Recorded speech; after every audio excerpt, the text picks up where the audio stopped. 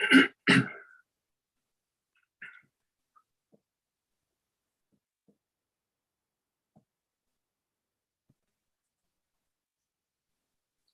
afternoon, everybody. Welcome to our public planning hearing for May 30th, 2022.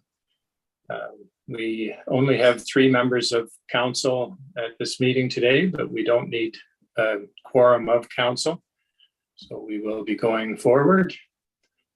We have 4 files this evening, and in order we have Ferris and Arcuri, McQueen, Martin, and Drouillard. So I'll call this meeting to order, and I'll ask if there's any declaration of pecuniary interest. Yes, Mayor McQueen. Yes, Mr. Chair, I have a pecuniary interest with regards to item 3.2 with regards to file PL 2266 zoning 42/2021, as I am part owner of or part of that application. So I will be stepping aside. I will be submitting the proper paperwork for that declaration. Okay, thank you for that.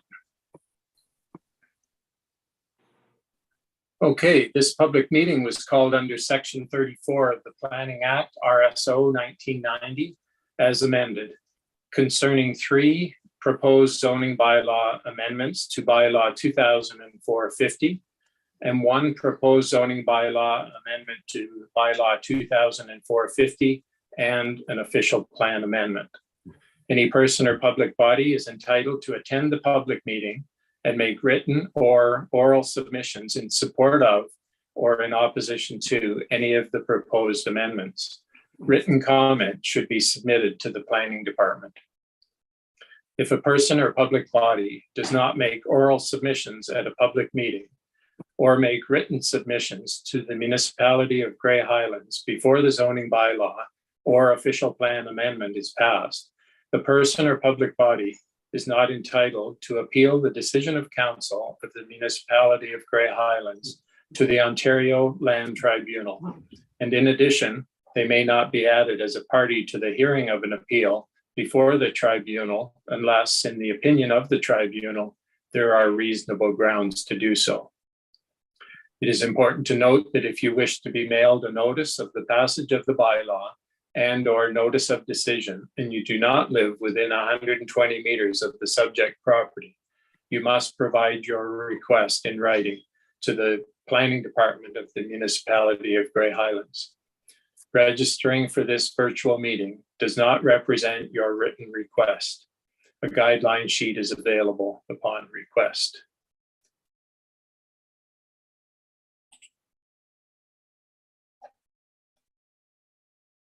The first zoning bylaw amendment is file Z12-2022. The registered owners are Ian James Ferris and Cinzia Arcuri. The legal description is part lot 20, concession 2, EUPHRASIA, as in R97480, except the easement therein, secondly described, part lot 19, concession 1, EUPHRASIA, as in R97480. TWR 97480, firstly described, part lot 20, concession 1, EUPHRASIA, being part 2, 16R 3706, subject to an easement in gross over part 1, PL 16R 10588, as in GY 108373 Grey Highlands. It has a civic address of 687139 Side Road 19. The notice of this public meeting was mailed by standard mail on April 27th, 2022 to the property owner and to all property owners within 120 meters of the subject property, in addition to all agencies and persons identified in the Planning Act. I will now have our planner review the purpose and the effect of the proposed bylaw and advise if comments received. Director Benner, please. Thank you, Mr. Chair. The proposal involves the subject lands at, as described above, at 687, 139, Side Road 19. And those lands are actually comprised of two separate lots. One parcel is 11.4 hectares in size with approximately 165 meters fronting on the Grey Road 19. And that lot contains dwelling, barn, shed, and the workshop. Director Benner. Yes. Yeah, that is, it's some parts in the or spots in there is saying Grey Road 19, but it is Side Road 19, correct? Yes, that's correct. It's Side Road 19. Sorry for that, my mistake on that. So the proposal involves seeking permission to permit a maximum of 3 cabins for overnight or short-term accommodation on the parcel that fronts Grey Road 19. These cabins will each have a gross floor area of under 10 square meters and will be located in a cluster in the tree line, north of the existing dwelling. Each cabin will be able to accommodate up to 2 persons and be provided with electricity, air conditioning, and nominal culinary facilities. The cabins will be provided with potable water and cistern of 5-gallon water jugs, bottled water, etc., for consumption, washing, dishwashing, etc., and from one of the 2 wells on site. In addition, a yard hydrant complete with a hose will be centrally provided to provide additional access to potable water and for fire safety. Sanitary conveniences are proposed within an outhouse equipped with a composting toilet, and composting toilets do not require water or sewer connections, and with waste being recycled into safe, usable soil, or by way of a Class 1 sewage system designed and constructed on the site. In terms of the purpose and effect, the effect of this bylaw is to rezone a portion of the subject lands from agricultural A1 to open space OS 448. The OS 448 is a site-specific exception that will limit the number of permitted cabins to a total of 3. The subject proposal is being promoted as an agritourism opportunity and would be considered to be an on-farm diversified use.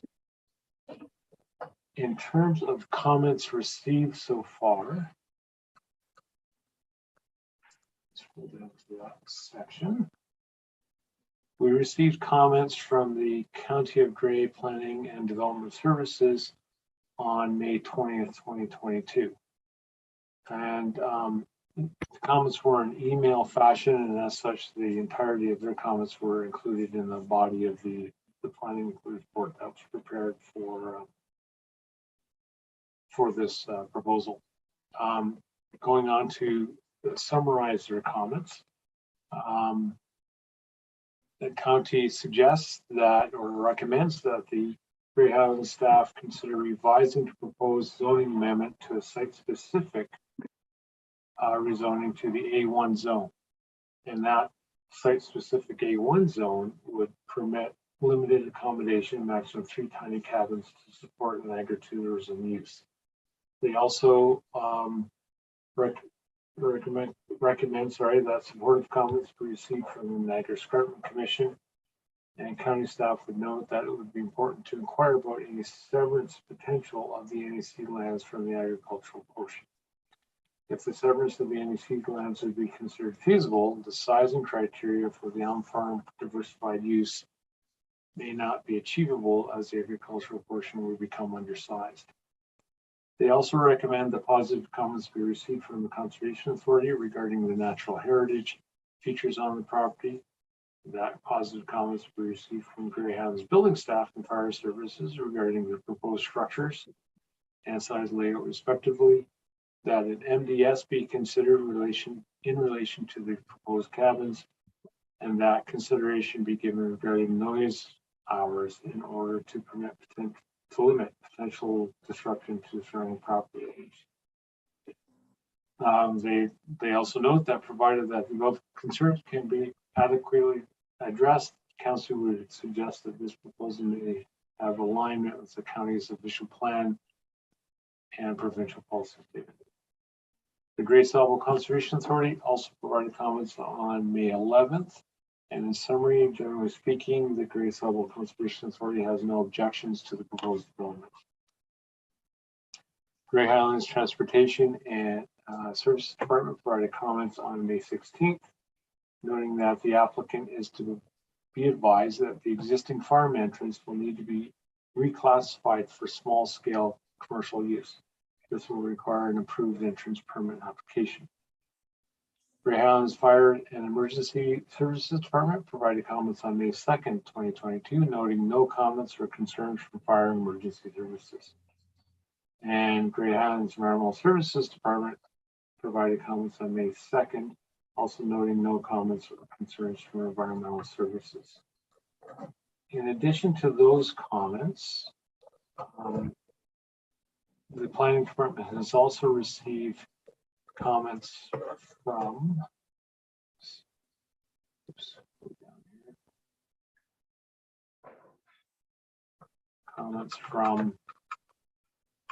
Alicia Hirsch, who is a neighbor at 687 125 Side Road 19 in Kimberley.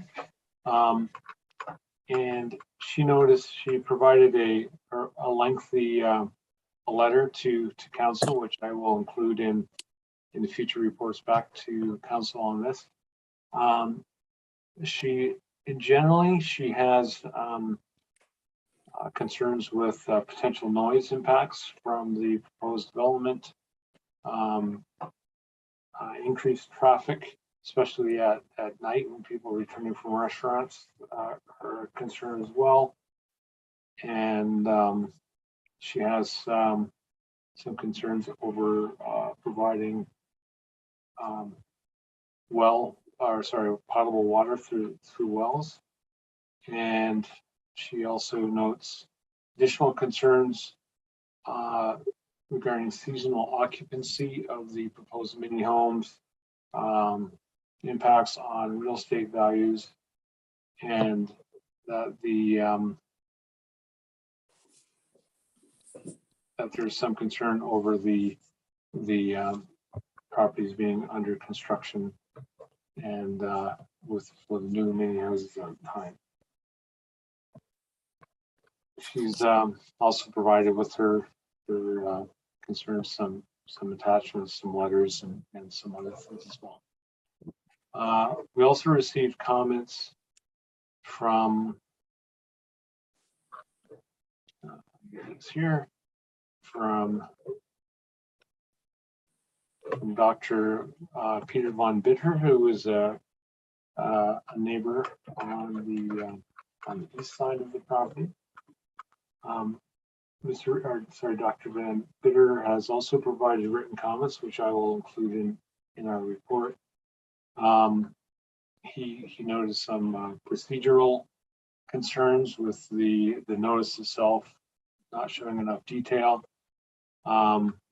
He has basically additional concerns with the permits or non-permits of the bylaw amendment. Does it follow with the property? Is it ownership dependent?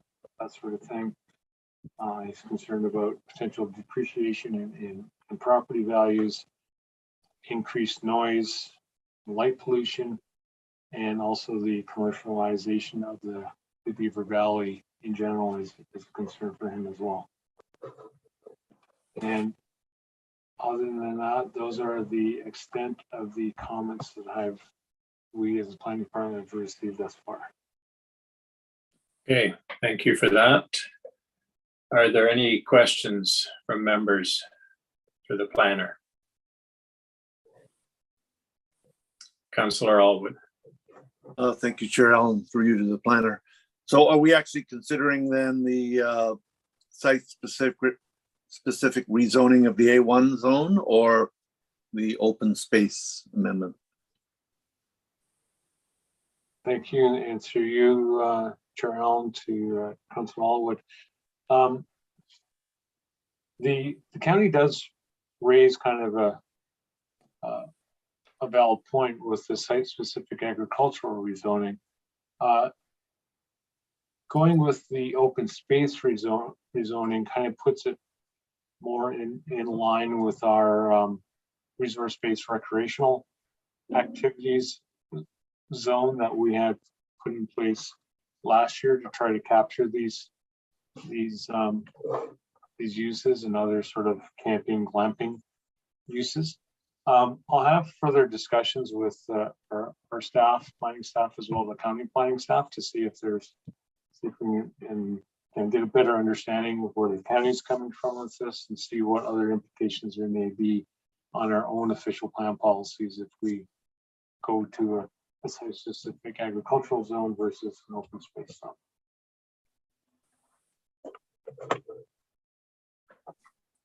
Anything else, Councillor Elwood? No, that's sufficient, Chair Allen. Thank you. Okay, thank you. Mayor McQueen. Yeah, thank you, Mr. Chair, to Planner Benner. The one mention about procedural concerns, does that raise anything to you, Michael, of the process here in the sense of that being raised, or is there any valid? Is it valid, or is there any? Do you feel that we followed the process properly? Thank you, and through you, Chair Allen, to Mayor McQueen's comments. We did follow the process in terms of providing notice properly and things like that. The concerns were more centered around the level of detail in the mapping that was provided with the notice. Our notices follow a certain procedure that's adopted kind of province-wide that spell out, here's the subject lands, here's the area to be zoned itself. What we did not include in the notice was a detailed site plan that showed the exact location of the three proposed cabins, and that was confusing to the applicants. Yeah. And the map, the area to be rezoned wasn't exactly matching when you composed it on the air photos. So there were some procedural pieces in there that should have been cleaned up, but I don't think they were enough to create a recirculation. Okay. And maybe that can get addressed through this process this evening. Yes. Right. Okay. Thank you. It's my only question, Mr. Chair. Okay. Thank you. Anything else? No. The question I have, the county recommend further comments be received from Grey Highlands Building regarding servicing existing wells and the composting toilet. Has there been any comments from building department? You're on mute. I was trying to get away with not saying that I was on mute. To you, Mr. Chair. I have had discussions with our chief building official about this property and the use of the tiny cabins. The cabins themselves, being under or around 10 square meters, fall into that area where you do not require a building permit unless plumbing is introduced. And in this case, we haven't received the details of how these are to be fitted out in terms of if there's going to be actual plumbing on it or whatnot. It sounds like in the proposal they won't actually have potable water supplied to them from a plumbing system. There might be drinking water in bottles or something like that. So if it ends up that there is plumbing supplied, or cooking facilities supplied, then they will require permits, but as it stands right now, they do not require building permits. So this, we are looking at allowing these tiny cabins on the property. If they do require a permit, as you say, that will be dealt with prior to anything going forward. If there are any permits required for the build. That's correct. They also will require, this property has one cabin on it right now that's used for short-term accommodations, and that cabin is licensed. Assuming that this is approved and additional cabins are permitted, they will also need to amend that short-term accommodation license to include these two additional cabins, and that will provide another opportunity for review of the operation through that licensing process. Okay. All right. Okay, moving on. If the applicant or agent is present and you would like to make representation on your application, please identify yourself by stating your name for the record. Is there anyone wishing to speak on this file? I've just moved over the agent, David Finbow, and he has a presentation. Okay, thank you. David, you should be able to unmute and turn on your camera. There we go. Thank you, Chair Allen. Pleasure to be here this evening. My name is David Finbow. The surname is spelled F as in Frank, I, N as in Norman, B-O-W. And I'm here on behalf of Ian Ferris and Cynthia Arcuri.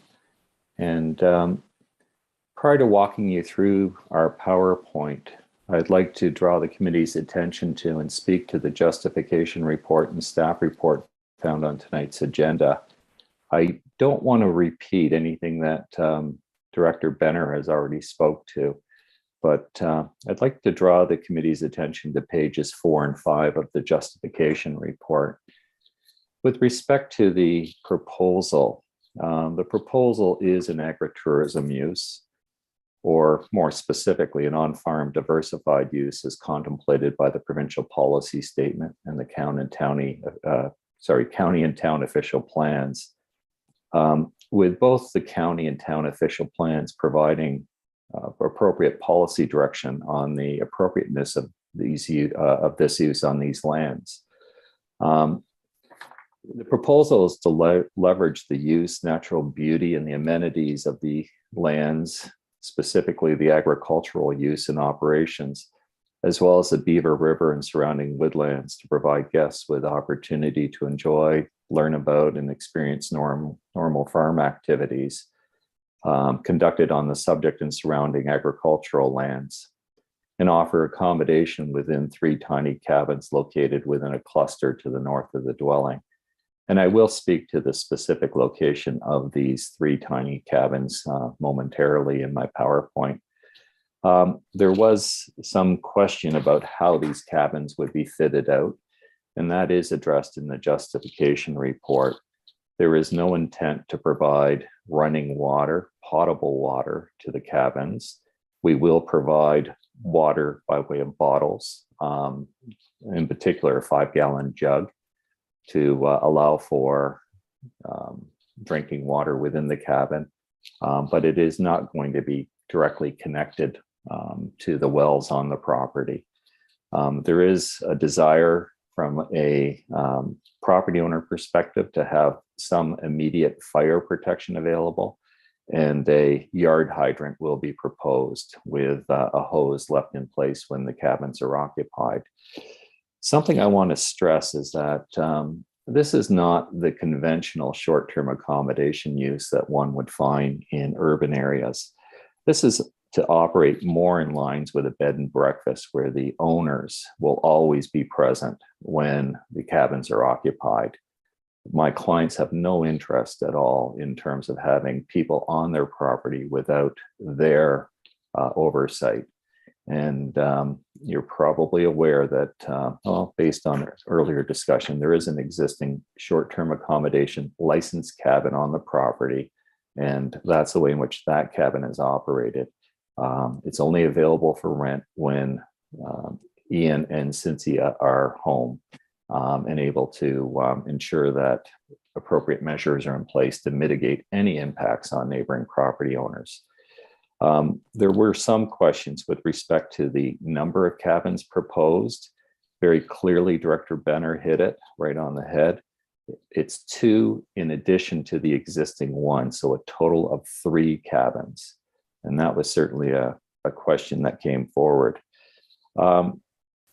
Regarding the staff report, the committee will note, and I think, again, Director Benner covered this quite well.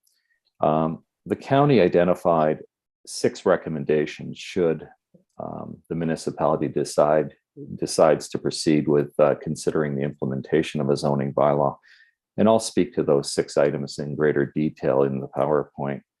So if the clerk can now put the PowerPoint up, that would be very beneficial. Thank you so much. And we can go to the next slide if you don't mind. So the purpose of tonight's meeting is quite clearly to receive comments and to answer questions regarding the proposed zoning bylaw amendment to permit 3 tiny cabins to the north of the house on the property. The proposal specifically is to add 2 additional cabins. So 2 plus the existing 1 is 3. Next slide, please. Just a key map, and I'm sure the members of the committee, as well as those in attendance, are familiar with where this property is located. It's located on Side Road 19 in Grey Highlands, just north of Kimberley on the Valley Road. Next slide, please. So one thing I do want to point out, and it speaks to comments that were received from the county in terms of the 2 what I think the county believed to be 2 separate parcels. In fact, there's only 1 parcel here, and the 2 parcels are connected by a triangular piece of land known as Part 2, Plan 16R 3706.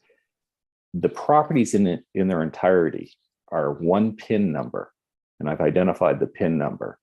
So in terms of any future severance, an application for consent would have to be filed, and the municipality would make a decision on the appropriateness of severing off that other piece. Right now, they're not separate conveyable parcels. They're all held in 1 ownership, being my clients, Ian and Cynthia. Next slide, please. So this is just an extract from the reference plan that was prepared that clearly shows that part that links the 2, I guess, the north-south piece and the east-west piece, which are identified. To be clear, the north-south piece, the piece that fronts on Side Road 19, is designated in zone agriculturally under the municipality's official plan. The east-west piece, which is bisected by the Beaver River, is effectively hazard land. It's significant woodland. Important piece to note is that piece is located in the Niagara Escarpment Commission regulation area. And that's why you found comments from the county identifying that the NEC should weigh in. It's our submission to this committee and to staff that given that the proposal is specific to the agricultural piece and not located within the NEC area, that NEC comments are really not germane to the application at hand. Next slide. So just a quick aerial photo. Next slide again, please. And a little bit closer here in terms of where the dwelling resides and Side Road 19 and the existing access to the dwelling. Next slide, please. So there was some question about where exactly the cabins are to be located. The most easterly cabin will be 35 feet from the easterly property line. And the area dedicated to the 3 cabins is approximately 40 feet. That's a north-south dimension, by 150 being the east-west dimension. The cabins will be separated by approximately 60 to 80 feet. And I hope everyone's comfortable with me talking in imperial versus metric. And the area that's identified on the site plan is the area immediately north of the tree line. Thank you very much. That's the area immediately north of the tree line. The green on this drawing represents the existing agricultural entrance, and you can see the laneway gives access to the barn to the north of the property. And the mapping that will ultimately support this application, should the municipality approve the application, will be specific to the 40 by 150 area. That's where the 3 tiny cabins are to be located. As I noted, the existing licensed cabin and the 2 proposed cabins are to be accessed by the existing agricultural entrance and laneway. Next slide, please. So that's what you're dealing with here. It's a building that is 10 square meters in area. Under the Building Code Act and the associated regulations, the Ontario Building Code, buildings less than 10 square meters in an area and not containing plumbing facilities do not require a permit. The existing cabin meets that criteria. And as we stated earlier, there is no intention to provide running water or a toilet within the cabins themselves. As you can see in this illustration, there's a nice little building to the left of the cabin. But this is the intent, is to have the cabins tucked very closely to the tree line and provide an amenity space associated with the tiny cabin where the guests can go outside and enjoy the evening or afternoon for that matter. Again, I want to reinforce that the cabins are not intended to be let or rented without the owner's attendance on site. Next slide. Copy of the existing short-term accommodation license for the existing cabin. Next slide, please. So again, the portion of the subject lands where the 2 additional tiny cabins are proposed to be located is zoned agricultural A1, and therefore a zoning bylaw amendment is required. The proposed location of the tiny cabins will be approximately 100 meters distance from the neighboring property to the east and approximately 110 meters distance from the dwelling to the west. To be clear, the dimensions shown in this particular bullet, one is from the property line, the other one is to the dwelling. Again, 100 meters to the property to the east, 110 meters to the dwelling to the west. I've used the phrase the county is generally supportive of the proposal. The reason why I say that is that they have not identified any issues in terms of alignment with the provincial policy statement or non-conformity with the county of Grey official plan. And we'll speak to the 6 items that were identified by the county. The proposed zoning bylaw amendment is not located in the NEC regulated area, and there's no intent to sever off the portion of the subject lands located in the NEC regulated area. So that was comment number 2 of the County of Grey's comments. Next slide, please. The GSCA has no objections to the proposal, and they do not only deal with natural hazards, they also deal with natural heritage concerns, and they have no concerns or objections to the proposal.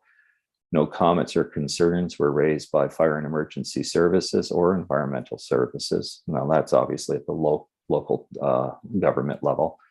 And the MDS comments as it relates to the proposed agritourism on-farm diversified use, we've noted that, and we will have further discussion with municipal staff as well as the county in terms of the applicability of MDS in instances where agritourism uses are being introduced.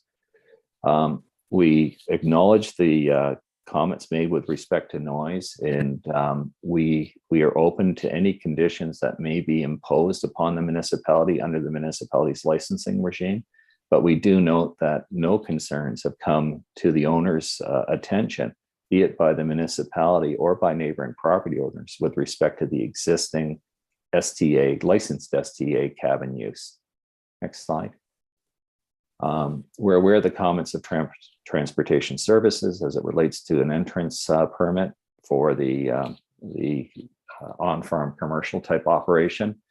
And I do want to emphasize again that the existing tiny cabin is licensed and there are no issues that have been identified with respect to that use. Some questions have come forward from the county with respect to the nature of the zoning bylaw amendment, whether or not it should be a rezoning of a portion of lands to the open space or a site-specific agricultural zone exception. We'll have further discussion in that regard. From a procedural perspective, and I know you'll rely on your own staff, the applicant is satisfied that appropriate notice went out, and we are here for the public meeting to receive comments and to answer any questions. In closing, I just want to reinforce that the owners have been operating for a little while now without any issues. They speak very highly of the assistance they've received from RT07 in terms of promoting their use, everything from signage to social media, website development, and their business plan. And without a doubt, with RT07 being a provincial entity, I think they're satisfied that there's good alignment there with the policy direction of the province for agritourism uses and on-farm diversified uses. With that being said, I thank the committee, and obviously I'm here to answer any questions that may arise. Okay, thank you for that presentation. Are there any questions from members? Here, Mr. Finbow. Okay, I'm not seeing any, but there may be questions from the public, so we'll go to that step. Is there anyone present who would like to make a submission in support of or opposition to this application, or have any questions or comments about this application? And please note, you'll be required to state your full name and address, and that your comments will be included in the minutes of this meeting and will form part of the municipal records. So Clerk Martel, is anybody wishing to speak? Thank you. At the moment, I do have Alicia Hirsch, and she has her hand raised, so I'll allow her to speak now. Just one moment.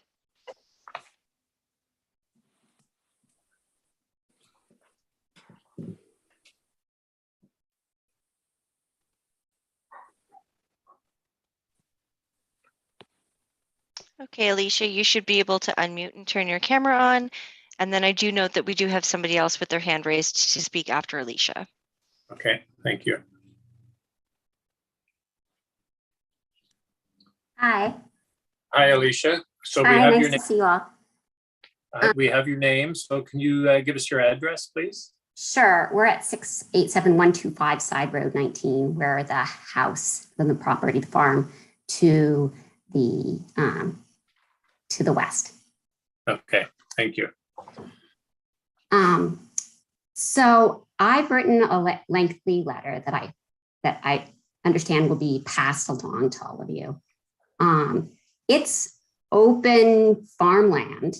And so besides the row of trees that block these three little houses from Ian and Cynthia, it's all open to the rest of the neighbors, to myself and to Peter, my other neighbor.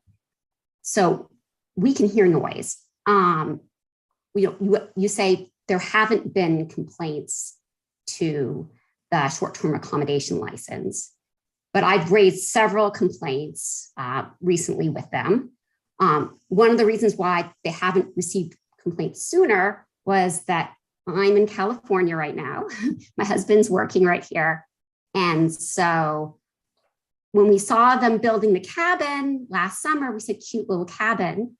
And they said, oh, thanks. They never mentioned this was going to be for Airbnb. And then the very first I hear about this is the notice I get from the county. So it's just mind-boggling that they wouldn't reach out to us. And if we had been there, we would have been able to hear them. We would have made complaints along the way. I mean, it's so open. With the old neighbors, we used to say we could hear each other talking in the backyard, and we're like 200 meters apart. But it's open farmland, so noise travels. We can hear the cows on the other side of their property mooing. So we're just really disappointed that they won there and that they're now asking for 3. And my understanding with talking with the person who licenses short-term accommodations is that, sure, there's this little portion that they want 3 in, but that doesn't give up the right to have another one on their regular property. So we're actually talking about potentially 4 here. But even 1, I think is, I mean, we're going to be there this summer when the kids are on break, so we'll hear the noise. And, you know, I'm not so happy about that. The other thing I wanted to ask now that I've heard the presentation is, I know Cynthia, she works for Seneca College, so she works in Toronto. And I know Ian works for Ferris Trucking. So who's going to be at home for this? And neither of them are farmers. Last year, the fields were barren. This year they have, I believe, someone planting corn, but they're not really the host for agricultural tourism. So I'm sort of surprised that that's how this falls under. And then, you know, it's just a shame because the Beaver Valley is beautiful. That's why we're there. That's why I want to live there when my husband's done with his job. And it's just really a shame to, you know, have a motel next to us, basically. And that's what I feel like is happening here. So thank you very much for your time and your consideration on this matter. Okay, thank you. I think the proposal, it was outlined that they have 1 cabin now and that they are adding 2 more for a total of 3. So they would I not. know. So I asked short-term accommodations. I said, well, can they have a 4th just somewhere else on their property outside the zone? And they said, yes, because they're always allowed to have 1 without any zoning. We'll have to go to our planner for that. Director Benner, any comment on that? Thank you, Cheryl. With that, I would think because there is that site-specific zone in place, I believe the 3 cabins is all that they could have. Because that's okay. That's And we can include that in the bylaw, that it's a maximum of 3 cabins on the property. So that would be taken care of. Okay. All right. Thank you for your comments. As I read out, they will be part of the record, and we will look at those comments along with others when this comes back to council for a decision. Thank you. Thank you. And Clerk Martel, you said somebody else would like to speak? Yes, I'm just going to move Alicia back over to an attendee. You'll probably see a little blip on your screen, Alicia. And now we'll move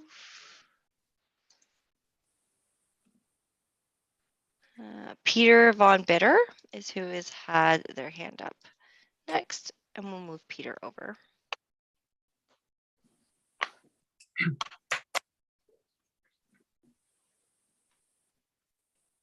All right, Peter, you should be able to unmute yourself now and turn on your camera if you so wish. Yeah, I'm on board here. Yes, we can hear you. Welcome. Yes, thank you. I don't necessarily know how to turn on my picture, but maybe that's not that important. No, as long as we can hear you. Okay, fine, thank you. So I have a couple of specific questions which have to do with Mr. Finbow's report. And one of the statements on page 8 of the PowerPoint presentation that caught my eye quite recently, it says the most easterly cabin is to be 35 feet from the easterly property line. And I put down in my notes to myself, which property line would that be? In other words, I interpret that to be the property line between Ferris and Cinzia Arcuri and our place on the east. And it's somewhere else it says the tiny cabins will be approximately 100 meters from the neighboring property to the east. So I see either there's some lack of understanding on my part, or there's some lack of clarity in which particular property line we're talking about. I'll repeat the first one. The most easterly cabin is to be 35 feet from the easterly property line. Which property line are we talking about there? Please. Okay, do we have a slide or in the report that shows that? I don't remember seeing any sketches. Yeah, that one's kind of hard to. If I may, Chair Allen. Yes. Okay. Oh, So is David Finbow going to respond to this? yes, Because I he guess is. It's his map. Yes. Thank you, Chair Allen. And yes, there's an error on that slide from tonight. It should read most westerly cabin to be 35 feet from the westerly property line. And I thank Dr. Von Bitter for bringing that to our attention. Yeah, so that obviously became a major concern. And the distance of the easterly distance of these cabins from our property line is obviously of major concern. And I'd wish to have it recorded that was a mistake.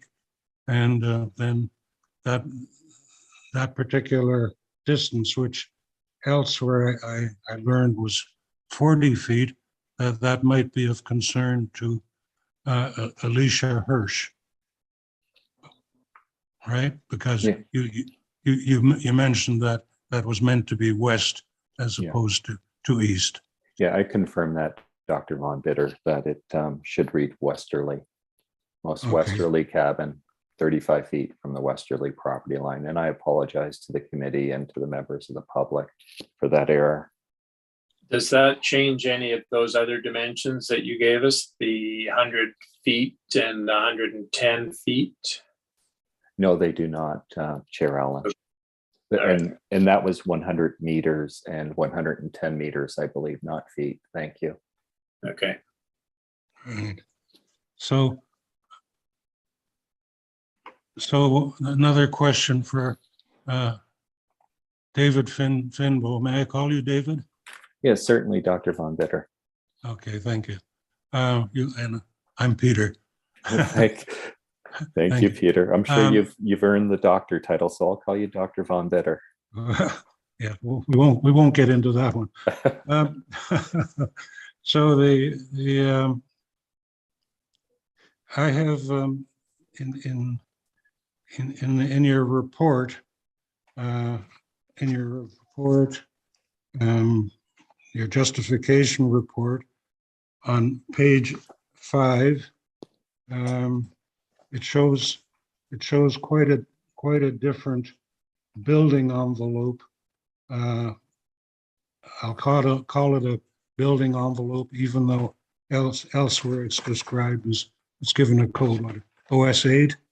No, OS448. So there's one description entitled proposed location of tiny cabins. That's on page 5 of your report. And then in today's presentation, in the PowerPoint presentation, that building envelope has been moved to the north of that tree line. Which one are we discussing here? It's specific to the proposal shown in tonight's PowerPoint, where that 40 feet north-south dimension by 150 feet east-west dimension, which is to the immediate north of the tree line. But The justification report on page 5, I was certainly limited by the tools that were available through the GIS application that I was using. But it's very clearly the intent is for these cabins to be located immediately north of the tree line within that 40 by 150 area. okay, well, so again, for the benefit of council who will look at this down the road and may wonder what this was all about, to be noted that that building envelope, as I'll call it, is meant to be north and not south of that tree line, correct? That is correct, Dr. Von Bitter. Good, thank you. Now, going back to, is it Mr. Benner, who was on earlier?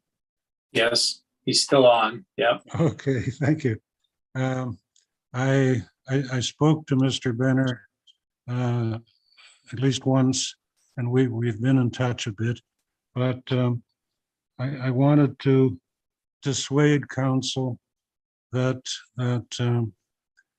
of the idea that this has been an easy process for those of us that are actually living out here and not being familiar with the process of council and the process, the sort of the process we're going through right now. I mean, we received a notice asking us to comment by the May 27th, and I tried for several weeks to get a proper map, because on the original notice there's nothing about 100 meters or 110 meters. There were no reference points. There were no indications of the amount of the number of meters, the number of feet. There was nothing. It was just a square drawn in a blank field. The Ferris Arcuri house wasn't in. The trees around the house weren't shown. The new road that has been installed wasn't shown. In other words, everything was pretty well blank, except that one square labeled OS 448. And I'll tell you that I had a devil's own time trying to find out, first of all, the dimensions of that square, and then secondly, how close it, what distance it extended towards my property on the east, and so it caused me a lot of sleepless nights and a lot of concern, and so I don't want anybody, either Mr. Benner or council or Mr. Finbow to go away thinking that everybody was happy about this process. And I think I expressed myself fairly well, plainly in my letters. I sent a letter first about 2 weeks ago, and then I repeated that letter to Mr. Benner, and then I sent him the final letter was I would have sent off to the planning group on the it would have been on Friday evening. So I don't want to get into the shortcomings of that planning process except to say, how can you send out a request to comment by a certain time and without providing any of the particulars?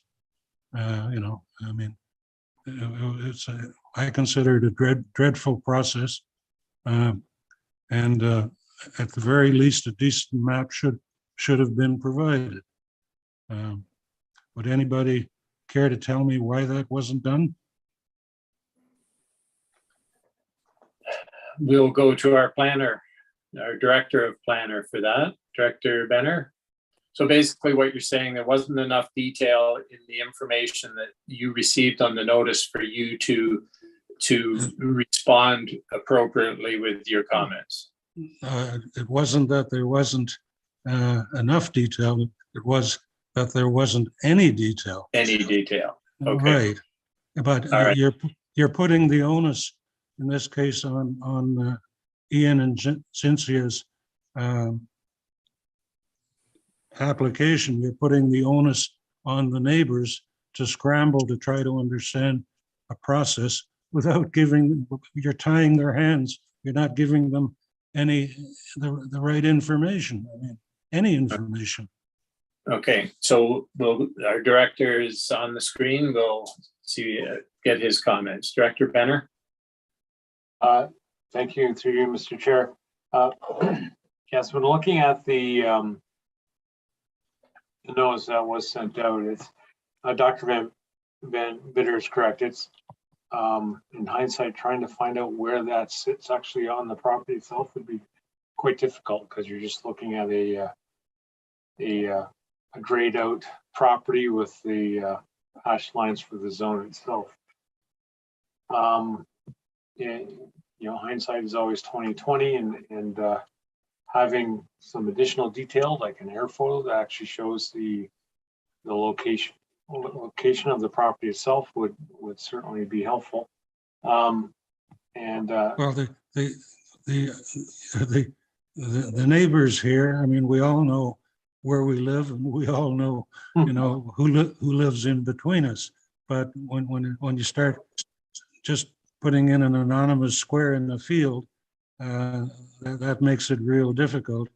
And as I said to you, Mr. Benner, on the phone, that, you know, I am a geologist, and I know about maps, and I'm used to maps.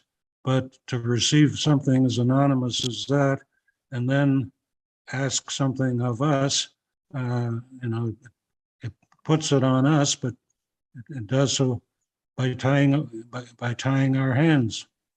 And you know, so I enjoyed my conversations with you, but I just a few minutes ago was taken aback that you dismissed the neighbors' objections as regarding process. And you know, I'll tell you that it caused me a lot of concern, a lot of worry, and quite a bit of sleeplessness. So please don't just dismiss us, the public, quite that easily. So, Peter, do you feel you have enough information now to make comments? Because this file will not come. Yes, I feel as if I finally have enough information, and I said in my letter to you know, to the planning people, I guess it was Director Benner, that and Nancy and I have no objections in principle. In other words, we support Ian and Cynthia's plans in principle. We're not against it. In other words, we try to be cooperative and good neighbors. But and you know, having said that, we also provided a list of things that, having said that we are okay with this in principle, but then I also added a list of concern that we wanted taken into account by whatever board makes this decision, and even for Cynthia and Ian to abide by in the future. In other words, we are concerned about real estate.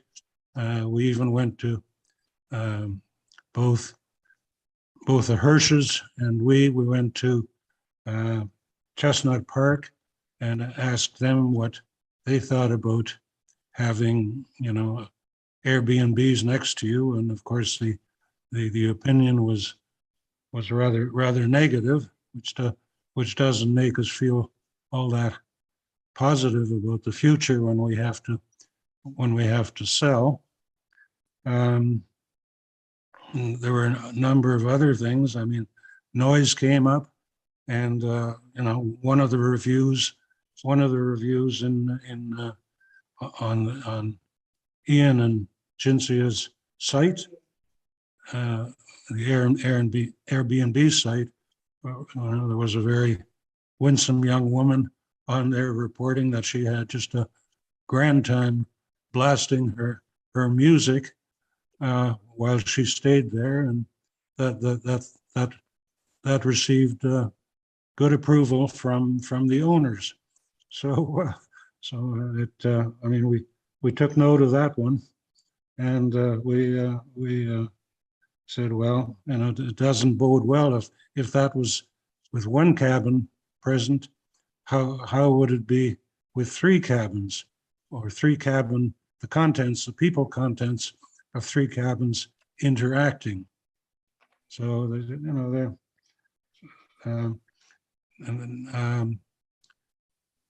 one of the things that Ian has assured me, Ian Ferris, is that he and Cynthia will do their best to provide a sound barrier in the form of mature trees to not only hide parts of the access road. In other words, if a bunch of cars come in at 12 o'clock at night with their lights on, then those cars their lights, raking lights will affect us. And so Ian has promised that a barrier of some kind will be installed, particularly on the curve of the road. And I don't want that just dismissed. I'd like to see something in writing. And I think that's about all I would like to say at this point. Thank you. Okay, thank you for your comments, Peter. They will be in the record, and all of council will see that when the report comes to council. Before we go to the clerk to see if there's anybody else, I'm just wondering about, there's a comment that this is not, it's going to be more like a bed and breakfast where the owners are there all the time. And yet I heard that the ads are up on Airbnb, which makes, I know you could advertise on Airbnb and still be there as the owner, but I just wonder if the license, the stay license, can have restrictions as to the owners being there or not. And I'm not sure about that, and I'm not sure if anybody here would know that. So it's something that we can look into. And if the proponents or the agent is comfortable with that, because I think that would make the neighbors a little more comfortable if they knew that the owners of the property were going to be there. If I can speak to this matter, Councillor Allen? Sure. Yeah, and I'll be very brief. I appreciate your time. So it's quite clear that there have been communications between Ian and Cynthia with Dr. Von Bitter. And I do know that they've done their best in terms of clarifying what their intent is.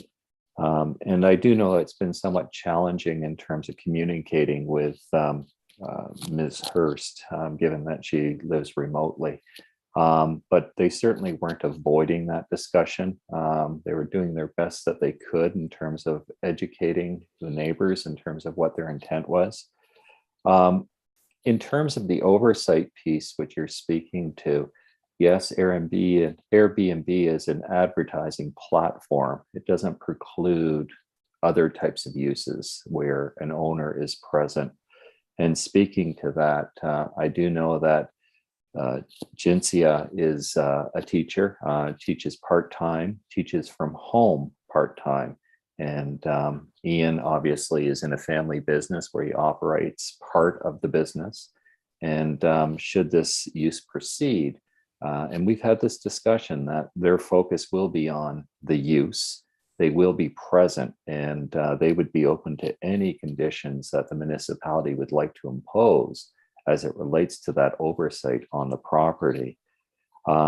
Quite interesting that Dr. Von Bitter raised the one comment in terms of the blasting of a radio, I think, or something similar to that. There were approximately 60 comments on their feedback page, and that was the only one that may have been interpreted as being a negative connotation. Everyone else spoke very highly of that. Lastly, the municipality's licensing bylaw does anticipate a site plan approval with respect to these uses. And that would be a great opportunity for the proponents and the municipality to sit down and talk about things like buffering and noise. And I do know that Ian has had discussions with Dr. Von Bitter in terms of how they could appropriately screen the cabins to Mr. Von Bitter's satisfaction. So there is a tool in your tool basket to address some of the issues that have come forward. And we're very open to having that discussion with town staff. So thank you so much. Okay, thank you for that. So if it could go in the record that we would like a report from, I guess it would be director. Nope, I can't do that.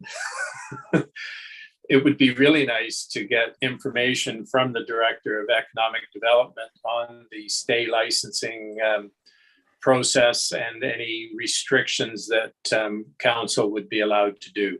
So if that could happen, that would be great, but I won't try to give direction. Okay. I have, sorry, through you, Chair Allen, I have noted it in the minutes that the inquiry was made about the restrictions, those kinds of things. And I've also sent an email to Director Harris asking for some clarity so that she's available to answer those questions when the report comes back to council. That's great. Okay, thank you very much. Okay, is there anybody else wishing to speak on this file? So I do note that Alicia Hirsch has raised her hand again. So we'll move Peter back on over to the attendee side and bring Alicia back over.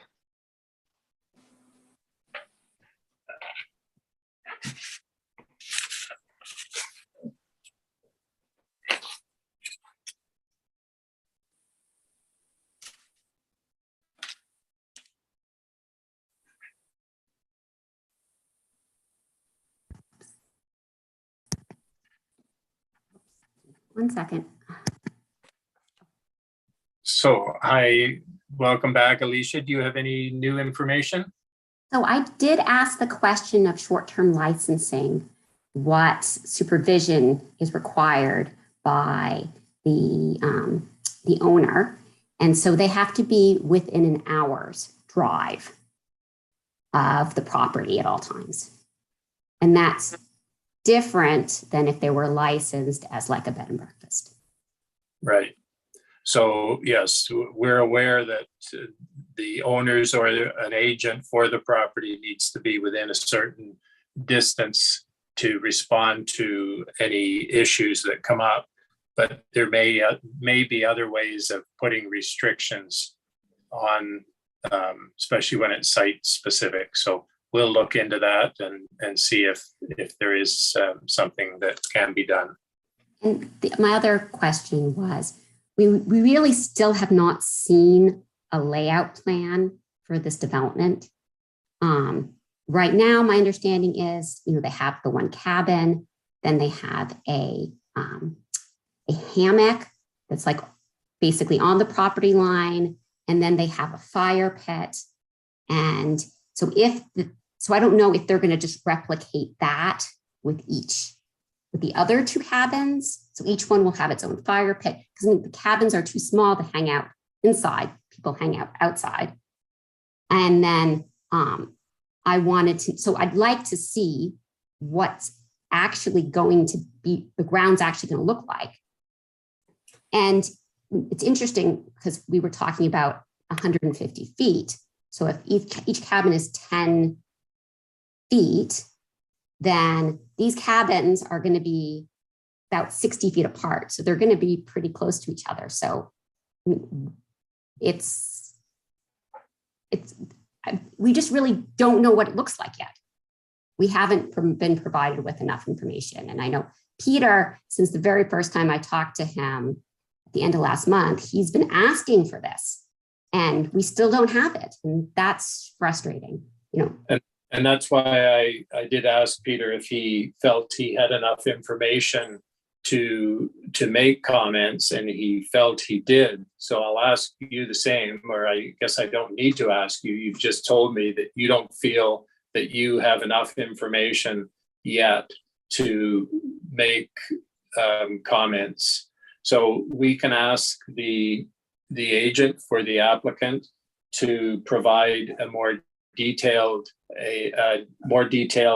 map of the location of the cabins and anything else associated with the cabins.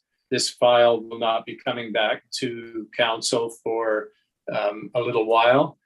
So there is time for you to get that and then make comments that will form part of the final report. Thank you. Okay.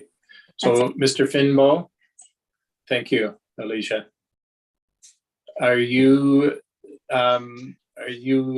able to get a more detailed site plan, if you will, on the rezone area and the location of the cabins and any other outhouses, things like that? Yeah, I'll work with your staff along with my clients to develop a more detailed site plan, and we'll have that ready before the report does come back. I would imagine Director Benner won't let the report come back until you have that information. Right. Thank you. Thank you. And Director Benner, if that can be circulated to the two members of public that spoke. Yes, Okay. sir. All right. Are there any other questions or comments from members before I close this file? Okay, seeing nothing. So as there's no further discussion, this application will be forwarded to a future council meeting for further consideration. Thank you. And Member McQueen, you're going to step out for this one. Yes, I will be declaring a pecuniary interest with the next file. Okay, thank you.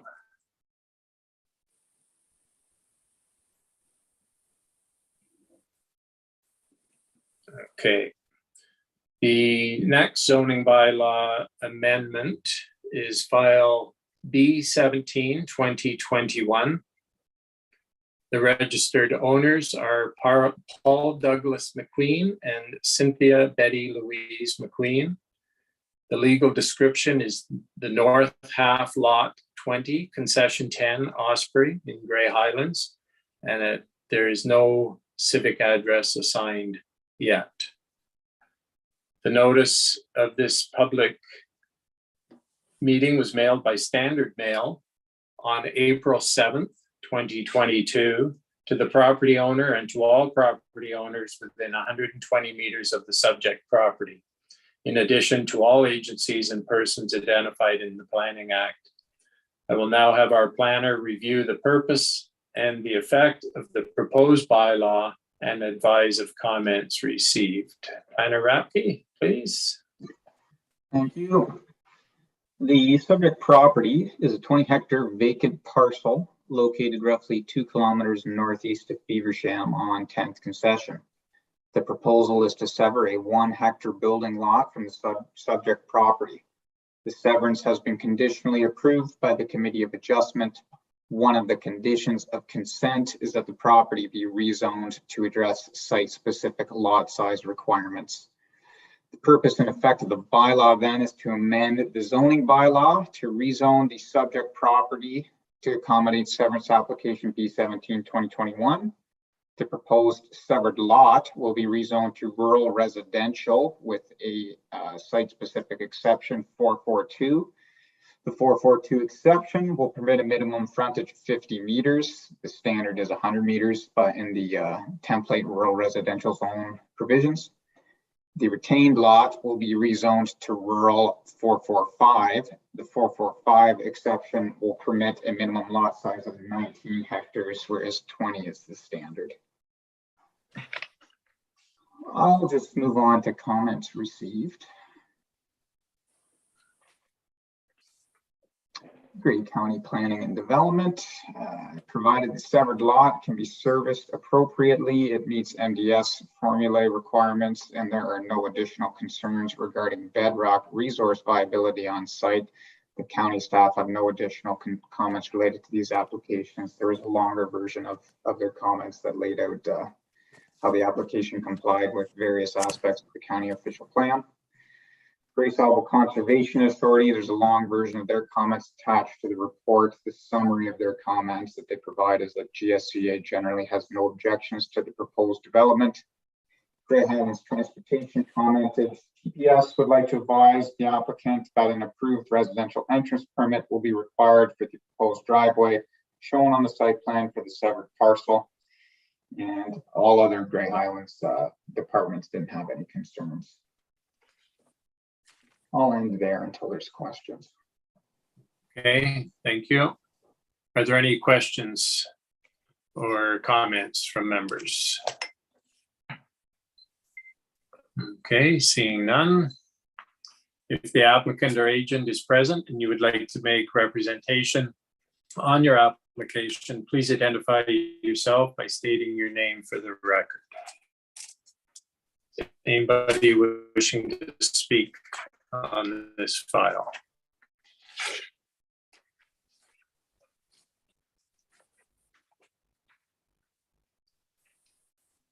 So I see that the applicant is in attendance, but it doesn't appear that she's making any indication that she wishes to speak.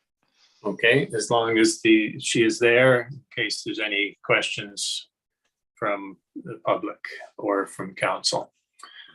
Thank you. Is there anyone present who would like to make a submission in support of or opposition to this application, or have any questions or comments about this application?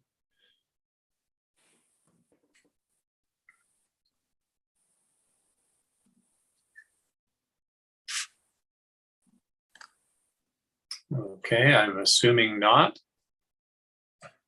Any discussion at all from members? No. Okay.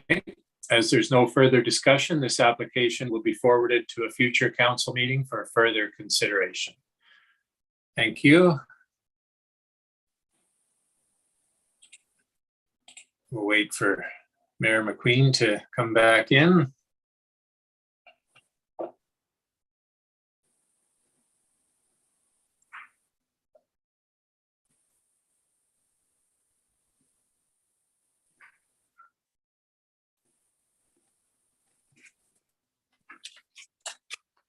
There's the mayor back.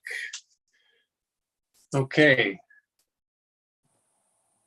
The next zoning bylaw amendment, actually, I think this is, yes. This is the one that has a zoning bylaw amendment and an official plan amendment. So the this file is file number Z17-2022 for the zoning, and for the official plan amendment OP02-2022.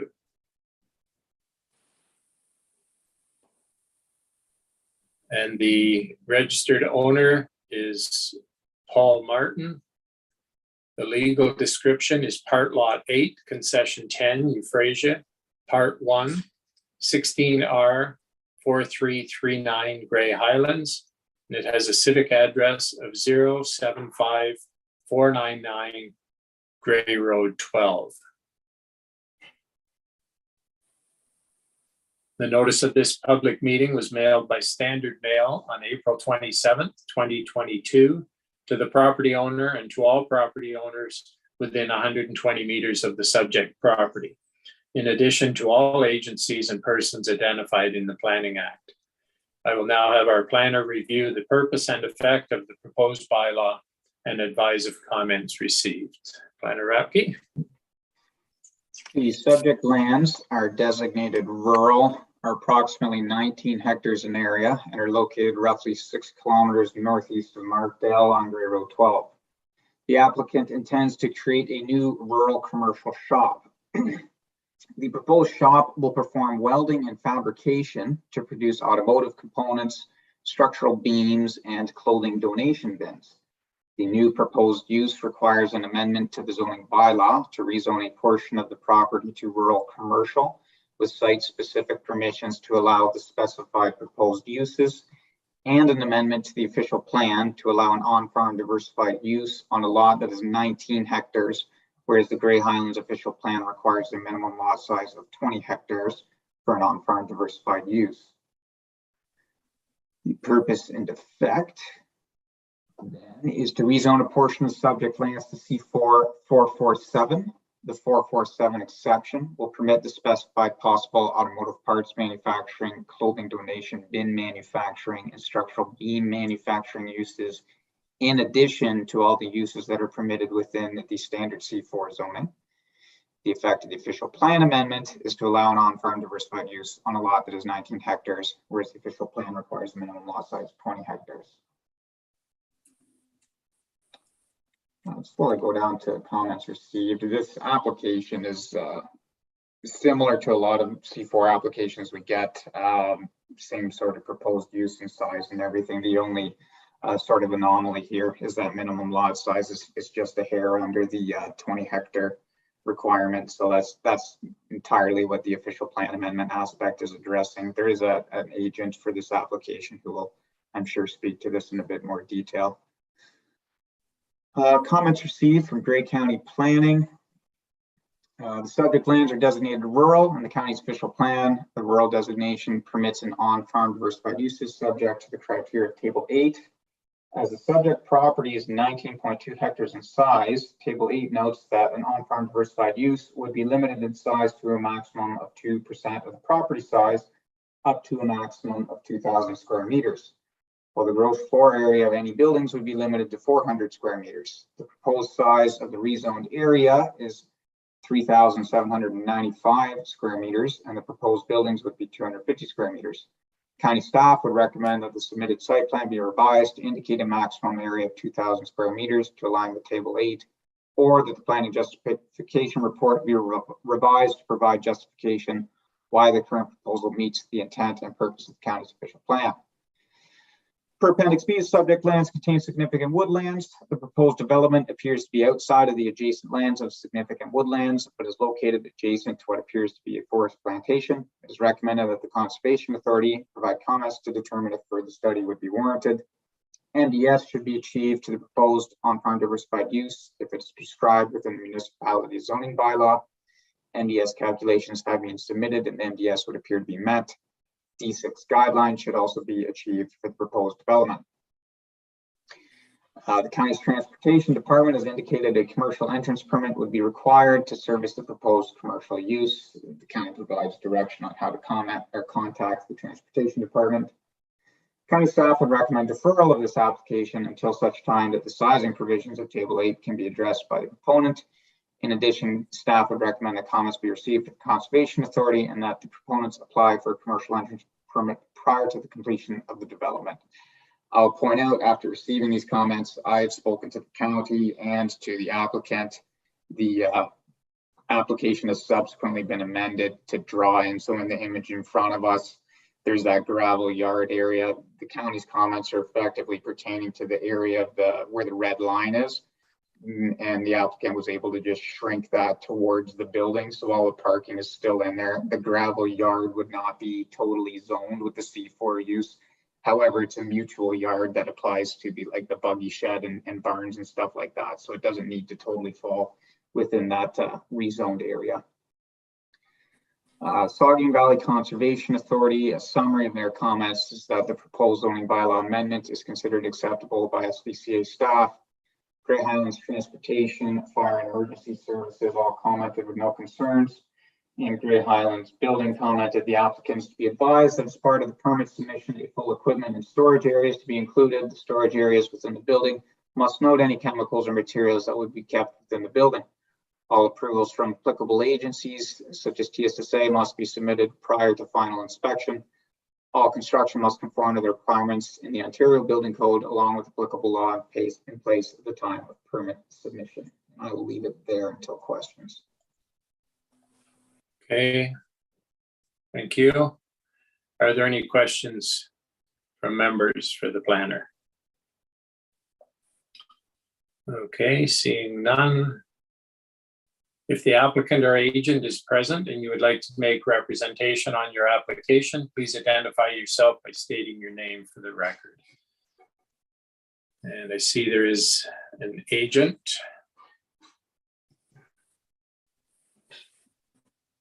Yes, Pierre Chauvin is, I moved him over already because he does have a presentation that I'm aware of. Okay, welcome. Thank you, Mr. Chair, members of the committee. My name is Pierre Chauvin.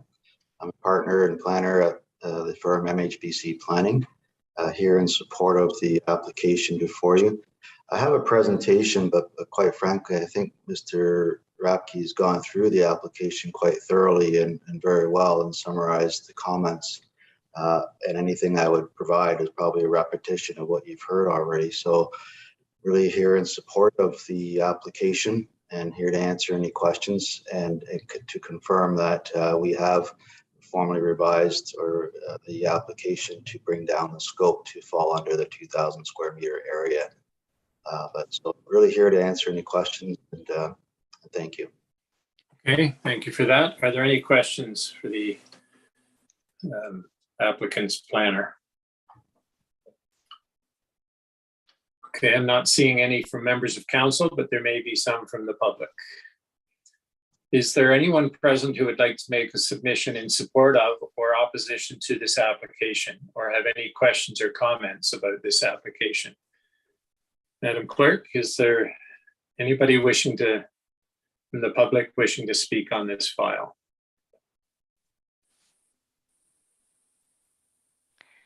I am not seeing any hands raised, and I actually don't see anybody other than Mr. Chauvin who has registered for this item. Okay, thank you. Okay, I guess this is going to be an easy one. No questions, no comments. Any last thoughts from members?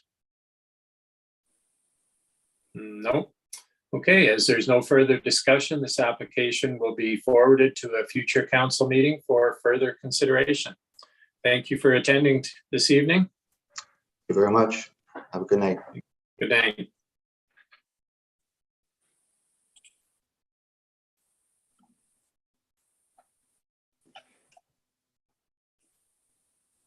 Okay, our next zoning bylaw amendment is file Z13 2022. Registered owners are Darren Joseph James Drouillard and Emily Ann Drouillard. The legal description is part Park Lot 14, St. Arnaud Street, North PL 20, Artemisia, as in R431182, Grey Highlands, and it has a civic address of 194259 Grey Road 13. The notice of this public meeting was mailed by standard mail on April 27th, 2022, to the property owner and to all property owners within 120 meters of the subject property, in addition to all agencies and persons identified in the Planning Act. I'll now have our planner review the purpose and the effect of the proposed bylaw and advise if comments received. Planner Ratke, please. Thank you. The subject property is roughly 4,300 square meters in area, contains an existing dwelling and 2 detached structures, and is located at the corner of Grey Road 13 and St. Arnaud Street in Eugenia. Property owners desire to construct a detached second dwelling or accessory apartment on the subject property. Property is zoned development, and accessory apartments are not permitted as of right within the development zone. Property requires rezoning to residential to permit the accessory apartment use. Furthermore, the detached accessory apartment will increase the total lot coverage for accessory structures beyond the 5% that is permitted as of right. Relief is required to allow a marginal increase in permitted lot coverage. The purpose and effect then is to amend the municipality's zoning bylaw to rezone the subject property from development to residential R446. The provisions for the 446 exception will read as follows. Notwithstanding provision E of section 5.29 out of the bylaw and provision 7 of section 5.6 of the bylaw, on land zoned R446, a detached accessory apartment with a total lot coverage of 5% is permitted, and a total maximum lot coverage of 6.2% for accessory structures is permitted.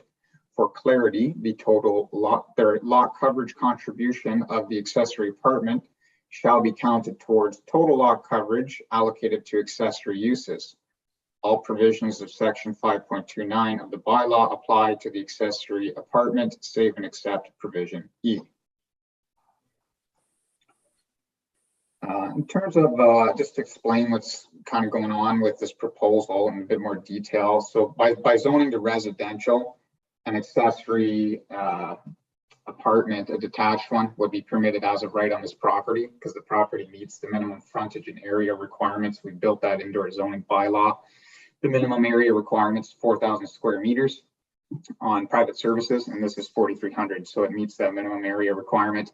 The reason the site-specific exceptions coming into play is just because those 2 accessory structures already on the property take out a chunk of the area available for the accessory apartment. The way we formatted the bylaw was to limit the size of those accessory structures or accessory apartments in residential zones just by deferring to the standard template lot coverage provisions or everything provisions of an accessory use. So they kind of limit how big the thing could be.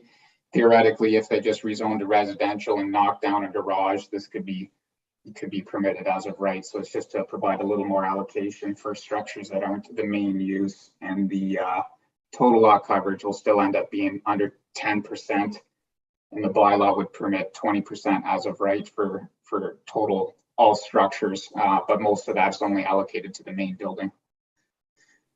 In terms of comments received, Grey County Planning, the subject lands are designated secondary settlement area in the county's official plan. Second units are permitted within settlement areas subject to the availability of servicing. Section 4.2.5 of the county's OP states in settlement areas or the countryside without full municipal services, well water records, or designated appropriate authority for sewage systems may be necessary prior to granting a building permit. It's recommended that comments be provided by Grey Highlands building staff to ensure there is sufficient opportunity to safely construct 2 dwellings and their respective septic systems on the subject property, and that well records be consulted if there are known well water supply concerns in the area. County staff would further recommend that comments be received by the Conservation Authority regarding the adjacent pond to the northeast and the significant woodlands to the west. County transportation staff have reviewed the application and have recommended that any proposed structure be set back at least 75 feet from the center line of County Road 13. Provided the proposed ARU, I'm trying to remember what that stands for in the county plan, but it effectively means the secondary unit can be sustained by private servicing. Positive comments are received by the Conservation Authority, and the centerline setback can be achieved. The county has no further concerns. Just to address a couple things there, the servicing portion and consulting with building staff. So again, this just by rezoning to residential, it gets permitted as of right by the zoning bylaw. This particular one they're proposing to build is just a hair too big to fit within the lot coverage provisions. Building code automatically requires the applicant to confirm that a septic can fit it, like a permit just can't be issued. So if that can't be achieved, the plans would have to be revised through the building permit process to position the septic in the correct place or make it the correct size. Great Solid Conservation Authority, a summary of their comments is that they generally have no objection to the proposal. Transportation, emergency services, and environmental services all commented with no concerns. Building was not able to get their comments in time. I do believe they've uploaded them. I can check those. Well, but we can move on to questions at this point while I check them. Okay, are there any questions for the planner?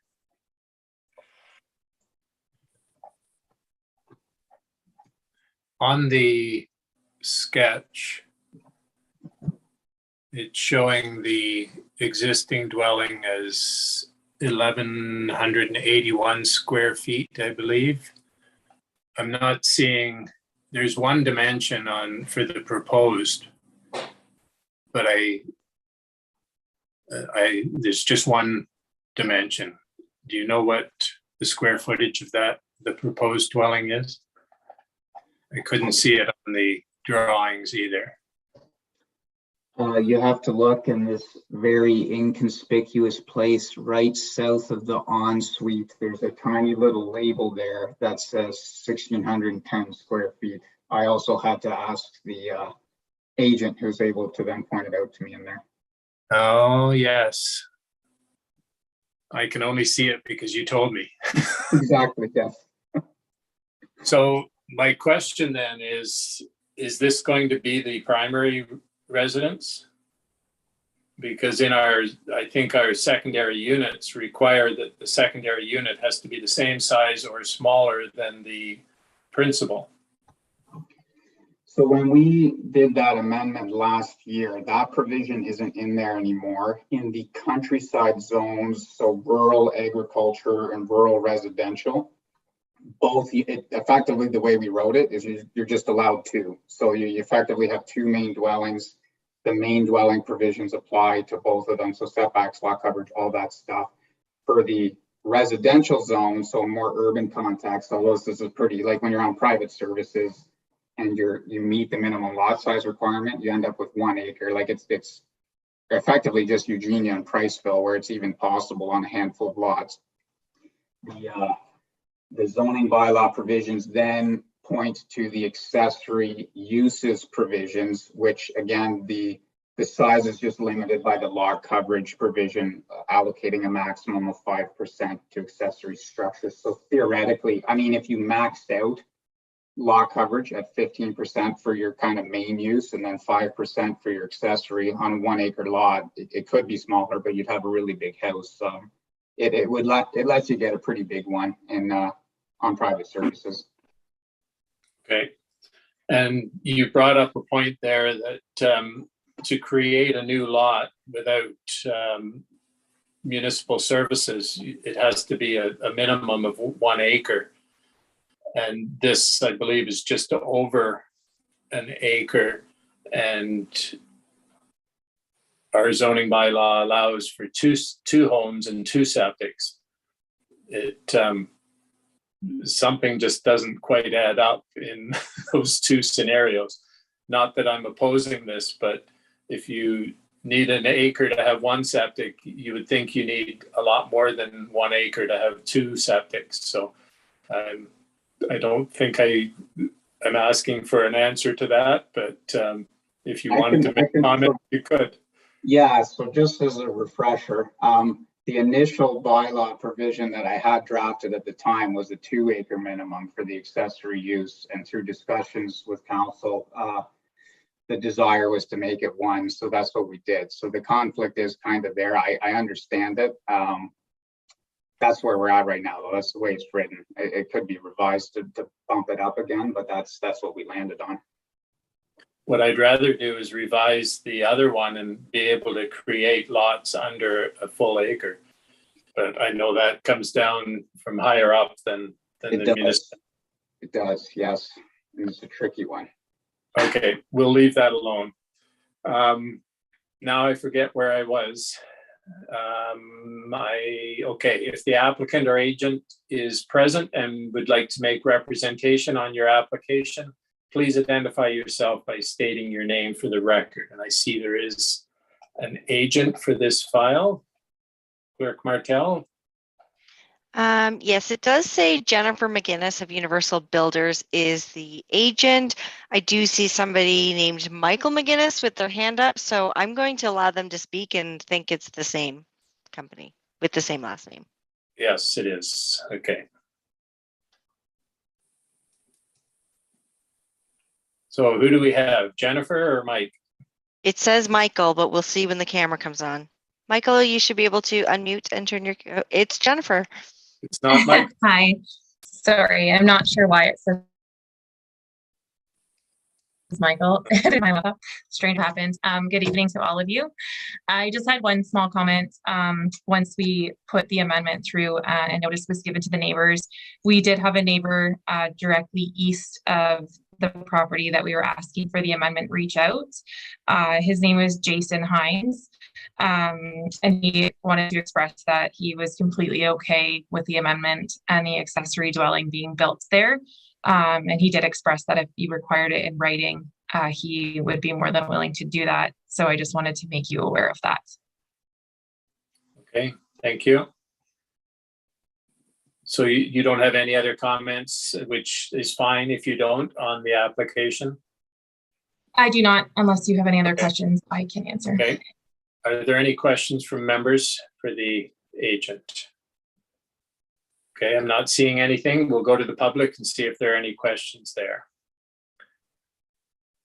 Is there anyone present who would like to make a submission in support of or opposition to this application, or have any questions or comments about this application? Clerk Martel, is there anybody else registered on this meeting? There's one person left in the attendee side, and it is the owner of the property that we're speaking about, and she's not making any indication that she wishes to speak. Okay, I guess we're not going to get any comments from the public. So any last questions or comments from members? Okay, seeing none. Planner Rapke? Yeah, I just found the comments from the CBO, who just noted that the location of the driveway may adversely affect the existing septic system and that the tile bed location should be identified. So again, that can be addressed at the building permit stage, but a heads up to Jennifer and the applicant to look into that before applying, because it will be a requirement for it to get issue the permit. Okay, thank you for that. Okay, thank you, Jennifer, for attending. As there's no further discussion, this application will be forwarded to a future council meeting for further consideration. Okay, that's the end of our files. So I am going to declare this meeting adjourned at 6:43. That was a little longer than some meetings, but that's okay. Thanks everybody for attending. Thank you, staff. And